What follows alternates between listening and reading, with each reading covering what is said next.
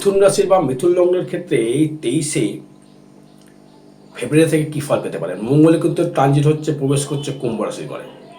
তা মিথুনের ক্ষেত্রে কিন্তু জয় জয়কর হবার জায়গা কিন্তু কানেক্টেড করছে। কারণ এই মিথুনের মঙ্গল কিন্তু ষষ্ঠপতি এবং একাদশপতি, মানে একাদশপতি মানে হচ্ছে আর্নিং অধিপতি। এই আর্নিংয়ের জায়গাটি মিথুনের ক্ষেত্রে কিন্তু অবশ্যই করে অসম্ভব ব্যাপী কিন্তু ফল দিতে পারে, যেহেতু সে ধনিষ্ঠ নক্ষত্রে গমন করছে। কোন কোন নক্ষত্রের ক্ষেত্রে মিথুনের ভালো ফল দেবে?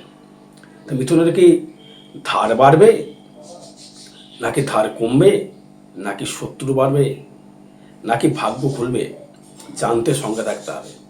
আর আগামী 16ই ফেব্রুয়ারি শিবরাত্রির পরের দিন অমাবস্যা তিথিতে তারাপীঠ মহাশ্মশানে যে কোনো গ্রহদোষ প্রশীভূত করা হবে। পারলে আপনারা একটা দক্ষিণাকালী কবচ মিথুন রাশি মিথুন লগ্নকে ধারণ করলে কিন্তু খুবই শুভ ফলপ্রদ হওয়ার যোগ লক্ষ্য করা যাচ্ছে। তো যাই হোক, মেন কথায় আসি, নক্ষত্র নিয়ে কিন্তু আলোচনা থাকবে। প্রথমে দেখতে হবে মঙ্গল আপনার ভাবে রয়েছে কিন্তু নবমে। নবমভাবে যেহেতু মঙ্গল, সেই মঙ্গল দৃষ্টি করছে আপনার চতুর্থে, দৃষ্টি করছে আপনার তৃতীয়, দৃষ্টি করছে আপনার কোথায়, দ্বাদশে। তার মানে এই মঙ্গল কিন্তু এক এক সময় কিন্তু এক একটা ফল আপনাকে দিতে পারে। যেমন ভাতৃকারক জায়গার সহিত একটু ডিস্টারবেন্স, ভাই দাদা বন্ধুর সহিত একটু ডিস্টারবেন্স তৈরি করতে পারে। শত্রুতা কিন্তু প্রচণ্ড হারে বাড়তে পারে, কিন্তু শত্রু কিন্তু ডমিনেটও কিন্তু হবে। কারণ ষষ্ঠপতি যখনই তৃতীয় দৃষ্টি করলো এবং চতুর্থ দৃষ্টি করলো, তার ক্ষেত্রে কিন্তু সেই অসম্ভব ব্যাপী জায়গাটি কিন্তু তুলে ধরবে। ভাই ভাতা বন্ধুর সহিত কোনো সম্পত্তি নিয়ে, কোনো জায়গা জমি নিয়ে কোনো কিছু একটা ঝুট ঝামেলা কিন্তু জড়াতে পারেন। কারণ তৃতীয়স্থ ভাব কেতু এবং মঙ্গল দৃষ্টি, তবে তার কেতুর বলাভাব থেকে বাড়বে নাকি ডমিনেট। কিন্তু মিথুনের যেহেতু মঙ্গল মিত্র নয়, সেই কারণে তাই কিন্তু একটু ভুগতে হতে পারে। যাই হোক, প্রথম আসবে হচ্ছে মৃগশিরা নক্ষত্র নিয়ে আসো মিথুন রাশিস্য 5 নম্বর নক্ষত্র মঙ্গল সামনে জন্মেছেন, তার ক্ষেত্রে কী ফল পাবেন। যদি আপনার মঙ্গল দশা চলে থাকে, হয়তো এখন আর যদি জন্মে থাকে মঙ্গল দশা হয়তো চলবে না আর, তো মৃগশিরা নক্ষত্রের ক্ষেত্রে আশানুরূপভাবে কিন্তু মঙ্গল ভালো ফল দেবে। ভাগ্য কিছুটা উন্নতি করবে। ঋণ হতে পারে, না ঋণ থেকে আমি বিরত হতে পারেন। ঋণ হবে, না ঋণ থেকে আপনি মুক্তি লাভ করবেন। আপনার হয়তো গৃহর জন্যে বা বাড়ির জন্যে কোনো রকম অর্থ ঋণ আপনাকে নিতে হতে পারে এই মঙ্গলের কারাবতায়। ভ্রমণ যোগ কানেক্টেড করছে। ব্যয়টা হবে কিন্তু আপনার জমি জায়গা বা ভূমি সংক্রান্ত, এবং আপনার ক্ষেত্রে শত্রু কিন্তু ডমিনেট হবে। শত্রু যারা থাকবে তারা ডমিনেট হওয়ার যোগ লক্ষ্য করা যাচ্ছে। পায়ে কিংবা কোমরে ব্যথা বা চোট আসতে পারে, সাবধান থাকতে হবে মৃগশিরা নক্ষত্রকে। এবং এই রবি কিন্তু আমরা তৃতীয় পতি হয়ে নবমে গেল, এবং চতুর্থ পতি নবমে গেল, শুক্র পঞ্চম পতি হয়ে নবমে গেল, মঙ্গল একাদশ পতি হয়ে নবমে গেল। তার মানে এই যে 4-5টি গ্রহ একত্রিত জায়গায় মঙ্গল কিন্তু দগ্ধ হয়ে গেলে, মঙ্গল যাচ্ছে ধনিষ্ঠ নক্ষত্র, মানে আপনার জন্ম নক্ষত্র গমন করলো। তার মানে আমার শারীরিক দিক থেকে একটুখানি বলবো না, কিন্তু মানসিক দিক থেকে একটুখানি ডিপ্রেশন আপনার আসতে পারে যাদের মৃগশিরা নক্ষত্র। কেন মনের দিক থেকে ডিপ্রেশন কেন আসার যোগ বলছি, কারণ আপনার যে আত্মকারক যে মন, চন্দ্র মৃগশিরা মানে 5 নম্বর তার অধিপতি মঙ্গল, তা মঙ্গল ওখানে গিয়ে দগ্ধ হলে মঙ্গলের পাওয়ারটা কমে গেল। রাহু যেহেতু যুক্ত হয়ে গেল, মাথা প্রচণ্ড হারে গরম হবে। কারুর সহিত একটা সমস্যা কিন্তু বৃদ্ধি করতে পারে, এবং লোনের জায়গা থেকে লোনটা ন্যায় মুক্ত হবে, না আপনার লোন নতুন করে তৈরি হবে। ঋণ থেকে সাবধান থাকতে হবে। আচ্ছা, বিদ্যাস্থান থেকে ডেভেলপমেন্ট করার সুযোগ পাওয়া যাচ্ছে যারা পড়াশোনা যারা করছো। তবে যত সম্ভব বলবো পায়ের চোটের দিক থেকে একটু সাবধান থাকতে হবে। পায়ে চোট বা কোমরে চোট, এগুলো সাবধান থাকতে হবে, কিন্তু অনায়াসে বললাম এমন থাকবেন। অর্থ হয়তো আপনাকে দেবে, তখন কোনো কিছু বিষয়ে ধার আপনাকে করতে। মৃগশিরা নক্ষত্র বলতে আদ্রা পুনর্বসা কোনো আসেনি, কানেক্টেড রয়েছে। আয় বৃদ্ধি করবে মৃগশিরার ক্ষেত্রে। এবার আদ্রা যদি আসে, দারুণ টাইম, আদ্রার ক্ষেত্রে দারুণ দেবে। কেন শতবিশা নক্ষত্রে নয় পূর্ব ভাদ্রপদ নক্ষত্রে রয়েছে যে রাহু, বৃহস্পতি রয়েছে আপনার সম্পদ নক্ষত্রে, আপনার জন্ম সম্পদ নক্ষত্রে নয়, হ্যাঁ সম্পদ নক্ষত্রে বৃহস্পতি, আবার মঙ্গলও তাই অতিমিত্র নক্ষত্রের মানে আদ্রা নক্ষত্র মিথুন রাশি দারুণ টাইম পাবেন, দারুণ দারুণ। অর্থ বলুন, মান বলুন, যশ বলুন, সর্বস্ব কিন্তু আপনি ভোগ করতে পারবেন। কারণ দেখুন এই মঙ্গল থাকছে কিন্তু আপনার দগ্ধ হয়ে ষষ্ঠপতি একাদশপতি এর সাথে থাকছে কিন্তু আপনার অতিমিত্র নক্ষত্রে। অতিমিত্র মানে পর্যন্ত অতি বন্ধুত্ব নক্ষত্রে ষষ্ঠপতি হয়ে।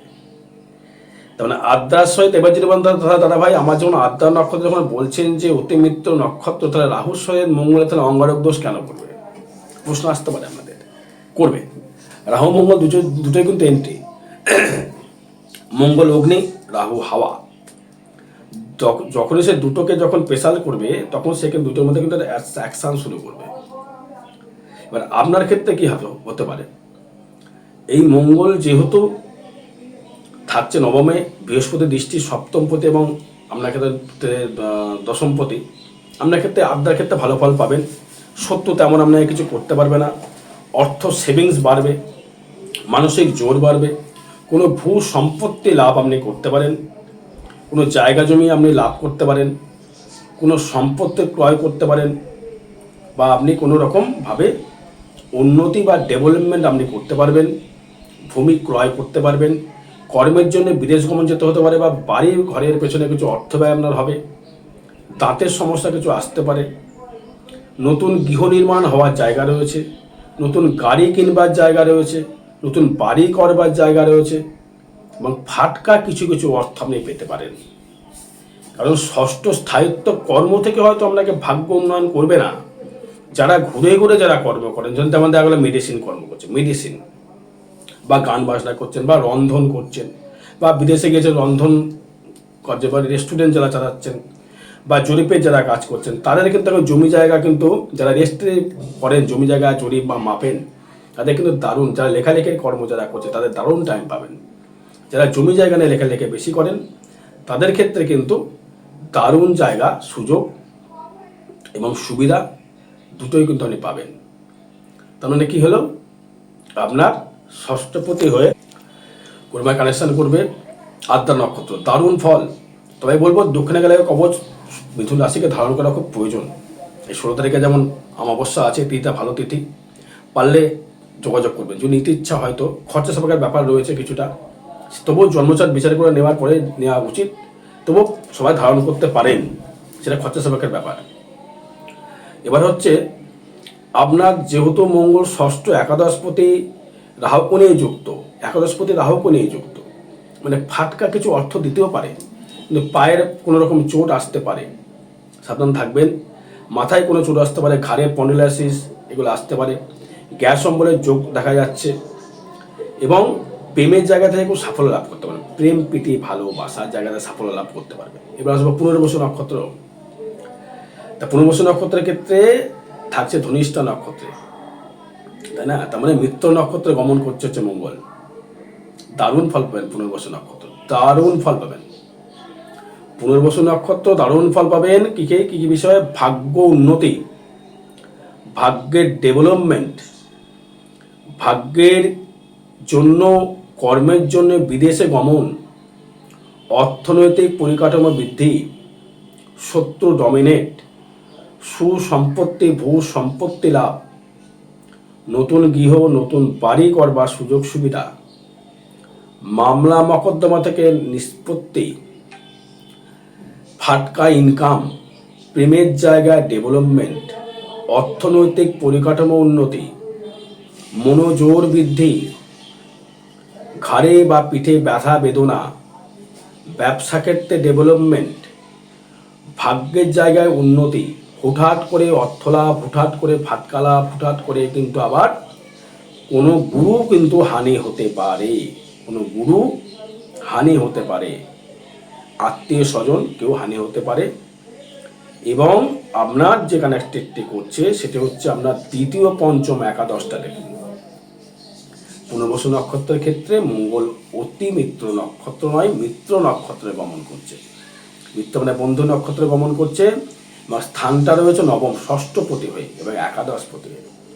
ঋণ আপনার পরিশোধ হবে, ঋণ পরিশোধ হবে, সেভিংস বাড়বে, মুখের ভাষা একটু সংযত করতে হবে, ভাই ভাতার সহিত একটুখানি সমস্যা আসতে পারে, জমি জায়গা মামলা মকদ্দমা নিয়ে আসতে পারে, সেটা আপনি জয়লাভ করতে পারবেন।